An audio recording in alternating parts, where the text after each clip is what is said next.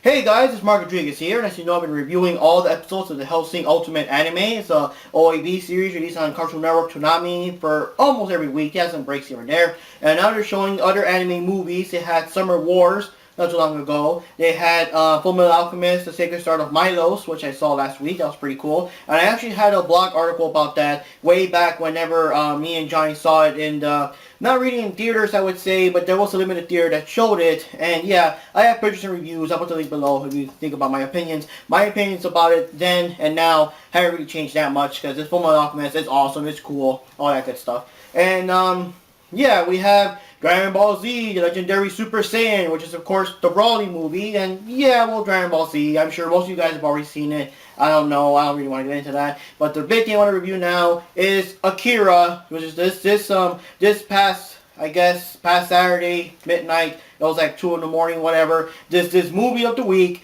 and yeah, it's an old movie. It's an old classic anime movie. It's like the anime movie that helped make anime popular in the States, like a second wave, if you want to call it that, because I assume the first wave was Speed Racer and all that stuff, but this is the one that really made anime, like, I guess, opened the public eye, the animation, the style. It influenced so many artists, so many references, so many things that we got today. All of the animation and stuff, the quality, what we consider good quality animation, everything. I mean, that all comes from Akira, and yes, it is one of those animes that shame on you if you haven't seen it yet, if you're an anime fan. So shame on me, but yes, I finally saw it last night. And as, yeah, when I saw it, when I heard about it, I just flipped my shit. I was, holy shit, they're going to put Akira, whoa, awesome. And I told Gerrit's Dolly, and she's like, Mark, they play it every once in a while. I'm like, okay, well, I haven't seen it yet, so I'm excited. So anyways, let's get to it. So I'm going to kind of give the plot the best I can. It's kind of a weird...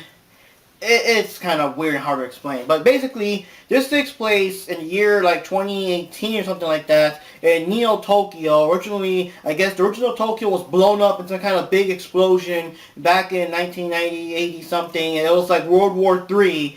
And it was like a big explosion, wiped out everything.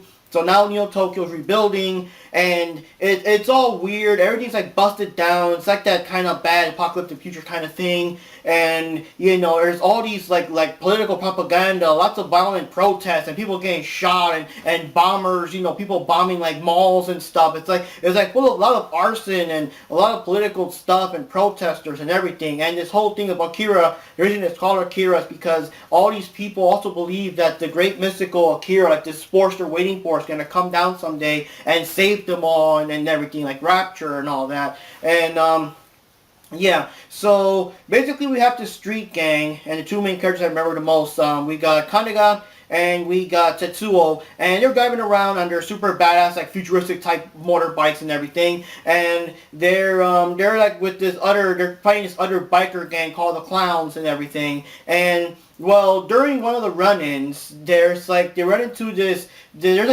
guy running with a kid, but the kid looks all weird. The kid he basically looks like a wrinkly little old man, but like a kid. So it's a kid's voice and everything. And people gun him down. They gun down the guy, not the kid. They gun down the guy, and like the police officer gunned him down. The kid gets away, and he just so happens to be in the place where Tetsuo is driving with his motorbike, and he doesn't actually crash into the kid. He crashes against like this invisible force or something that the kid somehow projects, and you know, he's injured, the bike's messed up, Tetsuo's messed up, he can't move or anything. All his friends come check out what's going on.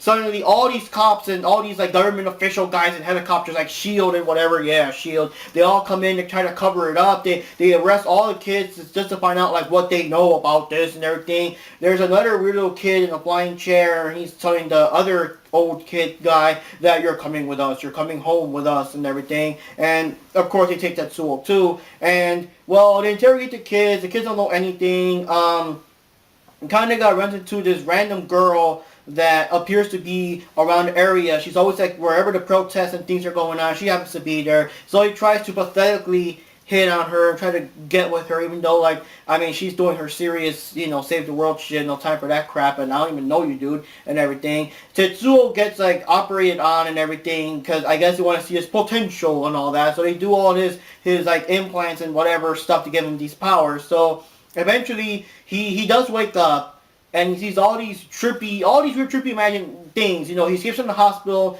He runs into his friends again. He has all these horrible like headaches, visions. He has nightmares that his guts just spill out, but they're not really there. He's like grabbing his guts, but he's like grabbing the air.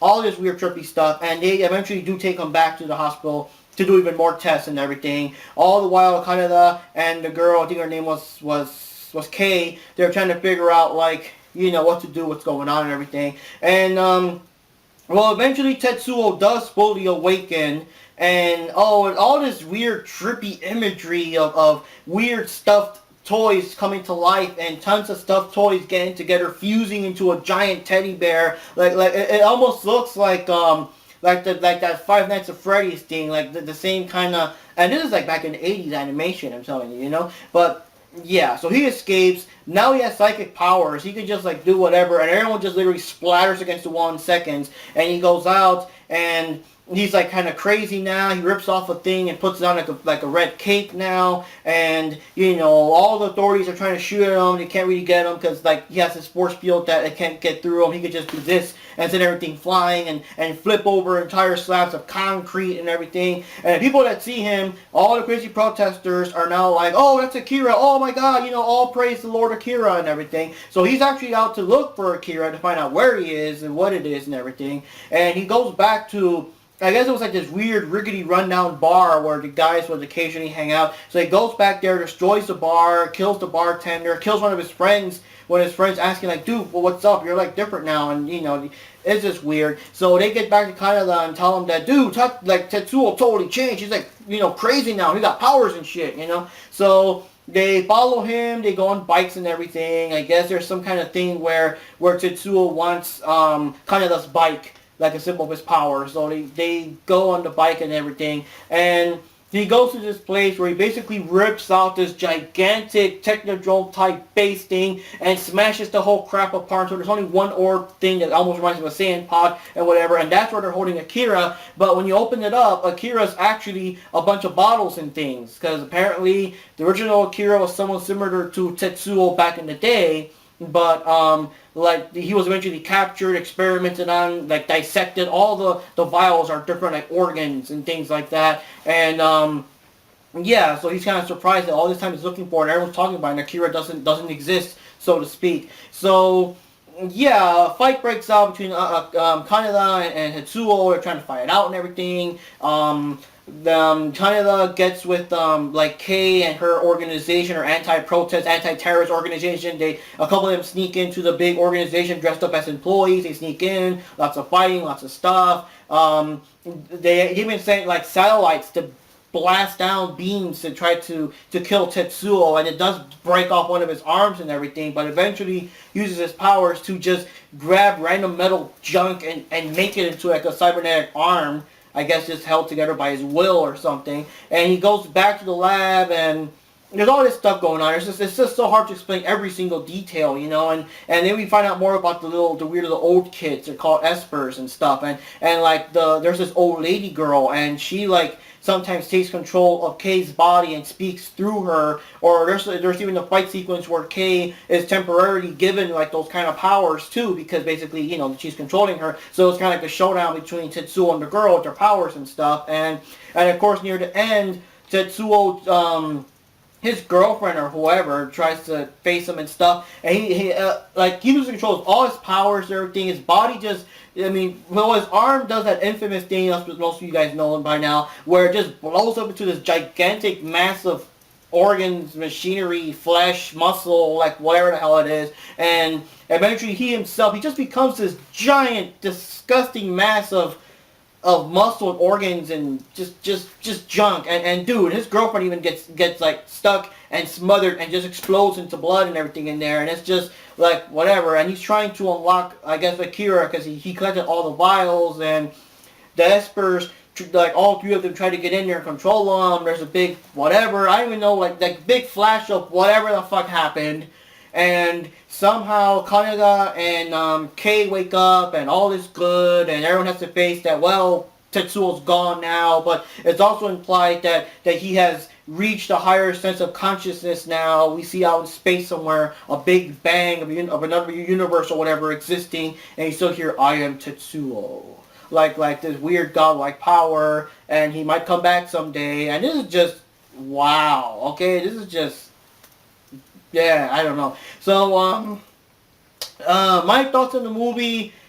On the movie itself, let me see. It's so hard to say. So, well, in one way, as a movie itself, it's interesting. It's pretty awesome. It's like all this stuff's going on, so you kind of want to find out what's going on. What's this propaganda stuff? Why these little kids look like little old dudes that look like kids? What's the powers? What's Tetsuo doing? You know, what's he gonna do when he finally awakens his powers? Who or what is Akira? The big deal everyone's after. All that stuff. So it kind of keeps it going. It's interesting. What I do want to say outside of the movie, just in general, the animation is awesome. It's just fucking awesome. Keep in mind, this was made in 1988. The animation is like just damn. You know, now the characters themselves, I do admit, they do have that old school kind of anime look, an anime feel, kind of anime art style. You know, kind of simplistic sorta, and the colors are like a little bit washed out sorta, I guess you can say. But the backgrounds themselves are so fucking awesome. The city backgrounds, the dark and gritty bar with the lighting, you know, because it's all dark and burnt out and crap like that. The motorcycles have these awesome animation details that nowadays people would probably just use CGI crap to make them look like that, and all like how they move and zip with the lines kind of tracing behind them. I mean, all of that is just fucking awesome. You know, it's like, and like you forget that this was made so long ago. I mean, I would think it was like 90s or something, but 1988? Well, okay, you know, I mean 1990, 1992, that's what I mean, but wow, 1988? And then like the characters too, they animate so well. I mean, I wouldn't call it like 100% fluid, but they're full of all of these like jerky like movement animations. You know, they're not just standing still and like only the mouth moves. No, like the mouth animates with a lot of. It's not just lip flapping. The characters really do animate and move, and all the facial expressions. I mean, this is like a lot of work. A lot of work went into this, man. This is like it's just awesome. It just blows my mind how old this is and how good it still looks. I mean, it's just incredible. I guess the only downside I want to say, and forgive me, don't crucify me, right? But kind of it's an annoying ass main character. I could barely stand him. First of all, I guess he's supposed to be like the real world character we're supposed to connect to, you know, this weird future and all this shit's going on, and we're supposed to kind of follow his eyes and discover things as he discovers things. But he's such an unlikable character, you know. He never shuts the fuck up. He treats everyone like shit. I guess because he's like a street gang, you gotta look tough. I mean, like, you know, random girl, you okay? Like, get your fucking hands off me. Oh, jeez, whatever. You know, he treats like his I guess, girlfriend of the time bad and stuff. Like, he kind of checks out this girl, and he like just pushes himself on her. It's like, doesn't even know her name yet already. Oh my god, does he know about us? I mean, I'm glad the girl stood up and said like us. What do you mean us? You know, that kind of thing. I don't know. I always didn't like the kind of people that just randomly shove themselves onto some girl, doesn't even know them, and already acts like they're already hooked up, you know, and that's kind of annoying. And like I said, he just doesn't shut the fuck up throughout the whole movie. And honestly, I almost didn't care what the hell was going on his side. Yes, I guess with Kay and the anti-terrorist group, he kind of sort of, I mean, it's important, but I just care more about Tetsuo. The whole movie could have been just about Tetsuo, you know. I was just more curious about him, his weird hallucinations, him waking up in the hospital, escaping, and discovering his powers and awakening. I mean, the movie he could have been like a single child without friends for the movie, without a supporting cast, maybe just a girlfriend or something, and it still would have been awesome. I don't really think you lose that much if you skip out Kaneda from the movie, but and yeah, there's some backstory between them. They're friends or whatever. There's a little thing where I guess whenever Tetsuo had problems or he would cry or some crap, Kaneda would help him. So now he feels like, now I'm all powerful. I don't need your help anymore. Die. That kind of thing. So it was kind of interesting. And yes, before anyone brings it up, yes, I do know that King of Fighters 2001 had a lot of influence with Tetsuo, with Akira, the K4449. K9999, I'll put a picture somewhere. It basically looks kind of like him, follows the same red cape motif, follows the same big mutated arm thing, and is even voiced by the guy who voiced Tetsuo, yeah.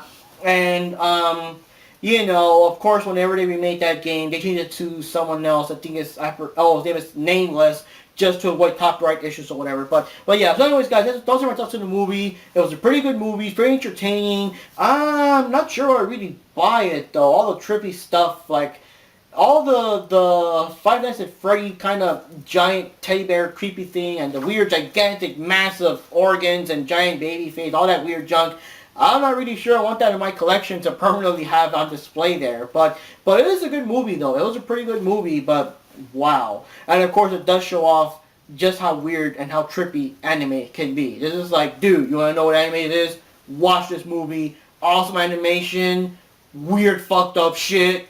That's anime, you know. So anyways, guys, that's a review on Akira. This is like an extra thing, and if you guys want me to continue to keep going with these reviews of whatever anime movies that Toonami keeps showing, next week they're going to show that new Neon Genesis Evangelion movie. I forgot what it's called, but it's that new one that features that new girl with the glasses, this fourth pilot that they just made up in there. And yeah, they did air it in Toonami a couple of months back or something before, I think before Toonami even came back. I don't know, but they're gonna put it again. I'll give it another check it out again. And yeah, you guys want to review it? Give me your thoughts, your comments below. What do you think of Akira? Have you seen it yet? Have you not seen it yet? Now I can actually say shame on you because I saw it, you know. So anyways, guys, see y'all next time. Mark Rodriguez. Catch you later.